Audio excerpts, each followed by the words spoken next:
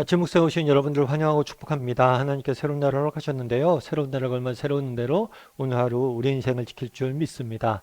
오늘은 막을 수 없는 복음이란 제목을 가지고 사도행전 4장 13절부터 31절까지 말씀을 살펴보도록 하겠습니다. 우리 13절부터 15절까지 말씀 같이 한번 읽어볼까요?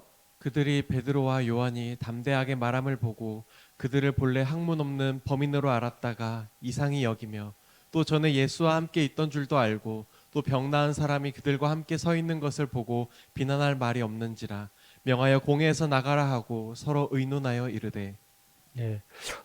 베드로와 요한이 담대히 복음을 전하게 됩니다. 그러자 그 당시 종교 지도자들이 이들을 핍박하기 시작하죠. 단순히 핍박만 한 게 아니라 이들을 감옥에 가두고 이들에게 복음을 전하지 못하도록 막아서게 됩니다. 그럼에도 불구하고 이들이 담대히 복음을 전했다라고 이야기를 합니다. 특별히 베드로와 요한을 감옥에 가둔 다음에 그 다음날 공회에서 재판을 받게 해요. 이 재판 과정 가운데 베드로와 요한이 담대하게 복음을 증거하게 되는 거예요. 근데 우리가 한 가지 기억해야 될 모습이 있죠. 예수님이 십자가에 달리시기 전날 밤에 예수님은 공회에서 재판을 받습니다. 그때 베드로가 이 예수님을 멀찍이 쫓아가죠. 그래서 예수님께 재판 과정에 어떤 일이 생기는지 보기 위해서 안쪽 집 앞 뜰에 있었습니다. 그런데 여종이 찾아와서 베드로에게 이야기하죠. 야, 너 예수님 쫓던 제자 아니야? 그러자 그때 예수님을 3번에 걸쳐서 부인하게 됩니다. 그런데 오늘은 어때요? 동일한 공회입니다.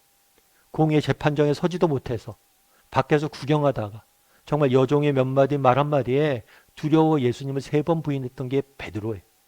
그런데 오늘 뭐라고 이야기합니까? 공회 앞에서 담대하게 하나님의 말씀을 전하는 모습들을 보게 돼요. 참 이것이 성령의 능력이고 믿음의 능력이라고 생각합니다. 저도 우리가 이런 믿음의 능력을 좀 맛봤으면 좋겠어요. 이런 변화를 맛봤으면 좋겠어요. 정말 우리가 온전히 성령님을 의지하고 하나님만을 의지하고 정말 우리가 나아갔을 때 우리 역시 뭐예요? 베드로와 요한처럼 이렇게 담대히 말할 수 있게 되는 거. 정말 저도 개인적으로 제 마음속에 늘 소원하는 게 있어요. 그건 뭐냐면 내가 조금씩 달라졌으면 좋겠다. 조금씩 나아졌으면 좋겠다. 이런 바람들이 있어요. 제가 처음 제자 훈련할 때였어요. 제자 훈련할 때 제 나이가 이제 34살 되었거든요. 그러니까 지금으로 생각하면 되게 젊죠. 근데 저희 처음 제자반 했을 때 이제 총무님 했던 집사님이 계신데 지금은 저희 교회 권사님이 되셨죠. 그 총무님 집사님이 이제 아들이 대학생이. 그러니까 아들과 제가 나이 차이가 얼마 나지 않았어요. 근데 어떻게 보면 아들뻘이죠. 조카뻘이죠. 근데 저한테 이렇게 배운다는 게 사실은 어폐가 좀 있는 거죠. 그러니까 굉장히 젊은 날 말씀을 가르쳤어요. 말씀을 가르쳐 열심히 훈련시킨 다음에 제가 그런 말씀을 드렸어요. 제자만 끝날 때, 제가 아직은 연륜도 적고 경험도 없고 많은 것이 많지 않아서 이렇게 많은 것들을 못 가르쳐 드린 것 같다고 죄송하다고. 근데 제가 한 가지 약속드리는 게 있다면 그건 뭐냐면 내년에는 제가 좀 더 나은 사람이 되겠다. 여러분에게 올해 저도 훈련하면서 많이 배웠으니까 내년 훈련생들에게 좀 더 잘 가르치겠다고. 이런 약속을 드렸던 것 같아요. 그리고 그거는 제 평생의 그런 모토 같은 것. 결국 오늘 우리의 모습은 중요한 게 아닙니다.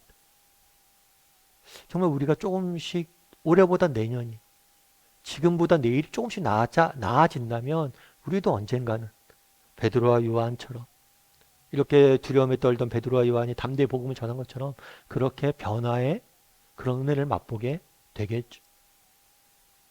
그래서 제가 늘 드리는 이야기가 그거죠. 그리스도의 삶을 나타내는 가장 좋은 표현은 뭐예요? 공사 중이다. 우리는 늘 공사 중인 사람인 것 같아요. 이 공사 중인 것은 아름다운 것 같아요. 예전에는 공사 중일 때는 회색 펜스로만 이렇게 붙어져 있는데 요즘은 펜스에다가 이렇게 이쁘게 그림을 그리더라고요. 이게 굉장히 인사이트가 있는 것 같아요. 여러분 공사 중인 것은 아름다운 일이에요. 무엇인가 만들어지고 있잖아요. 완성은 안 됐죠.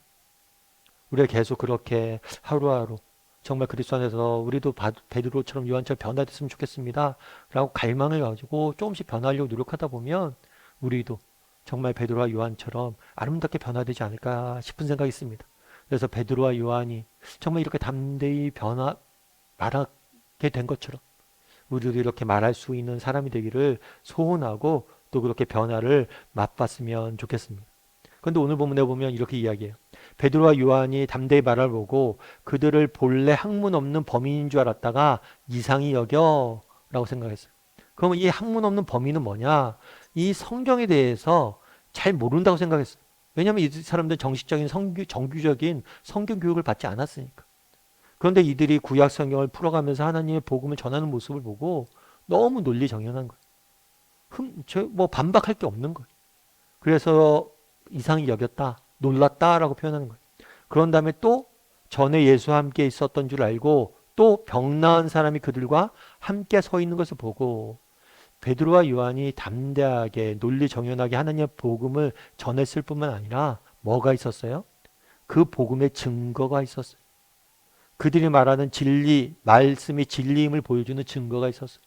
그건 안전뱅이를 일으킨 거죠. 기적의 역사가 있었던 거예요. 그래서 우리도 마찬가지예요. 정말 아까 제가 변화를 좀 맛봤으면 좋겠다. 우리가 믿으면 정말 베드로와 요한처럼. 이 변화를 맛본다는 건 뭐예요? 결국에 삶의 증거가 있는 거예요. 야, 저 사람은 정말 예수 그리스도라서 예수님 믿는 사람에서 다르구나. 이런 삶의 증거가 있는 사람들이었으면 좋겠다라는 생각이 있습니다. 윌리엄 템플이라는 분이 계세요. 이분 같은 경우에는 2차 세계대전 당시에 영국에서 사역했던 목사님이세요. 그런데 이 목사님은 2차 세계대전 당시에 영국 국민들에게 미친 영향력이 그 당시 수상이었던 윈스턴 처칠보다 컸다고 이야기할 정도로 많은 사람들의 존경을 받았던 사람이에요.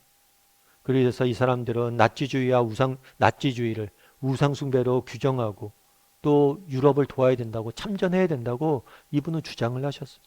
뿐만 아니라 전쟁이 끝난 다음에는 독일인에게 보복하지 말자 라면서 포탄 속에서도 용사 화해의 시대의 메시지를 전한 굉장히 존경받는 분이에요. 그런데 한 번은 윈스턴 처칠이 그런 얘기를 한 거예요. 대국민 방송을 부탁을 한 거예요. 전쟁은 이제 앞두고 있으니까 대국민 방송을 해서 격려를 좀 해달라고. 그랬을 때 이분이 뭐라고 얘기했냐면 지금은 예배할 때입니다. 전쟁도 중요하지만 예배할 때입니다. 정말 우리가 하나님을 온전히 예배하고 의지한다면 하나님이 전쟁에서 우리를 승리케 할 것입니다. 라고 이야기를 했다고 그래요. 그게 그런데 이 말에 굉장히 인사이트가 있었대요. 전쟁을 앞두고 있잖아요. 그럼 어떻게 하면 우리가 이 전쟁에 승리할 수 있을까? 군사력을 얼마나 될까? 막 이런 것들을 다 계산하고 있어요. 우리의 군인의 양은 어떻게 되고 독일군은 어떻게 되고 이것만 분석하고 있는데 그 문제가 아니란 거예요. 우리가 하나님만 온전히 의지한다면 우리는 승리할 수 있다라고 이야기한 거죠. 여러분 그날의 베드로와 요한이 정말 담대히 하나님 말씀을 전하는 모습들을 보게 됩니다. 두려움에 떨어서 정말 두려움에 떨면서 정말 도망쳤던 베드로가 예수님을 부인했던 베드로가 이제 담대히 복음을 전하는 모습들을 보게 돼요. 그럼 어떻게 이렇게 할 수 있었냐는 거예요. 온전히 하나님만을 의지하는 법들을 배웠기 때문에 자신의 실패를 통해서 내 힘으로 내 능력은 안 되는구나. 온전히 하나님만을 의지해야 되는구나. 바라기는 우리 다음의 식구들이 정말 하나님을 의지하는 법들을 배웠으면 좋겠습니다. 그리고 온전히 하나님을 의지했을 때 하나님께서 우리에게 능력 주실 것이고 그러면 베드로와 요한이 맛보았던 그러한 변화의 은혜를 맛보게 될 줄 믿습니다. 그런 믿음을 가지고 오늘 하루 살아가는 저나 여러분이 되기를 주님의 이름으로 소원합니다. 우리 함께 기도했으면 좋겠는데요. 기도하실 때 오늘 말씀 기억하면서 기도했으면 좋겠습니다. 오늘 말씀에 무엇이라고 이야기합니까? 베드로와 요한이 공회 앞에서 담대히 말씀을 전하는 모습들을 보게 됩니다. 정말 베드로와 요한이 어떻게 이렇게 담대히 하나님 앞에서 이렇게 공회 앞에서 당당하게 말할 수 있었습니까?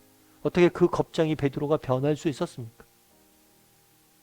하나님을 의지하는 법들을 배웠기 때문입니다. 내 힘으로 예수님을 따르고자 했을 때 실패했어요. 그런데 정말 하나님을 의지하려고 했을 때 온전히 하나님만 바라봤을 때 하나님께서 그의 삶을 변화시켜 나가는 모습을 보게 됩니다. 우리도 그렇게 베드로가 그랬던 것처럼 하나님만 온전히 의지하는 사람이 되게 해달라고 기도했으면 좋겠습니다. 또한 우리도 그런 은혜를 좀 맛보게 해달라고 기도했으면 좋겠어요. 베드로가 그렇게 변했던 것처럼 그 겁쟁이 베드로가 담대히 대낮에 복음을 담대히 전하는 그런 변화를 맛봤던 것처럼 우리도 정말 하나님 주시는 은혜로 변화를 좀 맛보게 해달라고, 우리도 베드로처럼 믿음이 성장하고 믿음으로 도전하고 담대히 복음을 전하는 그런 자리까지 나아갈 수 있는 사람들이 되게 해달라고 이 시간 목소리로 같이 기도하도록 하겠습니다. 같이 기도하시겠습니다.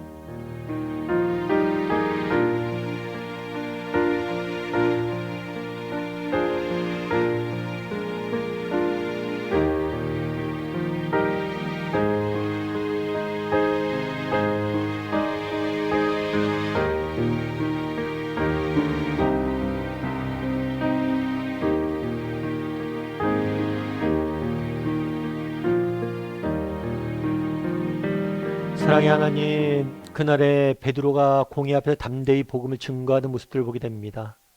정말 예수님이 십자가에 달리시기 전 날밤에 공회의 마당뜰에서 정말 여종의 몇 마디 말에 무서워 두려워 떨던, 그래서 예수님을 부인했던 베드로가 정말 담대히 하나님을 증거하는 모습들을 보게 됩니다. 우리도 베드로가 맛보았던 이런 변화의 능력을 맛보게 도와주시옵소서. 정말 베드로가 만났던 이런 하나님의 은혜와 능력을 맛보게 도와주시옵소서. 무엇보다도 베드로가 그러했던 것처럼 우리도 하나님을 의지하는 법들을 배우길 원합니다. 정말 우리가 온전히 하나님을 의지할 때, 하나님만을 붙잡을 때 하나님께서 우리의 삶 가운데 역사하실 줄 믿습니다. 그런 믿음을 가지고 오늘 하루 살아가면서 인생의 문제 고민 생길 때마다 하나님 앞에 인도하심을 구하고 도우심을 구하고 하나님이 주시는 능력으로 승리하는 우리 모두가 될 수 있도록 오늘 하루 우리의 인생을 지켜 주시옵소서. 하나님께서 오늘도 우리와 함께 할 줄 믿사오며 모든 말씀 예수님의 이름으로 기도드립니다. 아멘.